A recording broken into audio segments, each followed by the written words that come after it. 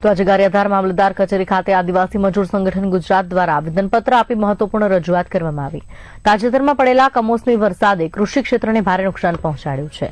રાજ્ય સરકારે ખેડૂતોમાં આશરે 10,000 કરોડ રૂપિયાની સહાયની જાહેરાત કરી છે, પરંતુ ખેતીમાં રોજિંદા મંજૂરી કરી અને જીવન પાયન કરતા મજૂરો હજુ પણ સહાયથી વંચિત છે।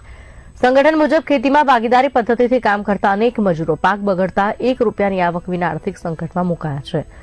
અનેક મજૂરોએ ખેડૂતો પાસેથી જીવન નિર્વાહ માટે કર્જ લીધેલું હોય છે, પરંતુ પાક ન મળતા કર્જ વસૂલાતને લઈ ઝઘડા તથા હેરાનગતિના બનાવો પણ બની રહ્યા છે। આ પરિસ્થિતિને ધ્યાનમાં રાખી આદિવાસી મજૂર સંગઠને માંગ કરી છે કે ખેડૂતોની જેમ ખેતી સાથે સંકળાયેલા મજૂરોને પણ યોગ્ય નુકસાન સહાય જાહેર કરવી જોઈએ, જેથી તેમના પરિવારોને આર્થિક રાહત મળી રહે। મોટી સંખ્યામાં ઉપસ્થિત મજૂરોએ મામલતદારને આવેદનપત્ર આપી તાત્કાલિક સકારાત્મક પગલાં લેવા વિનંતી કરી હતી। મારું નામ ગીનુભાઈ કાળુભાઈ મેળા।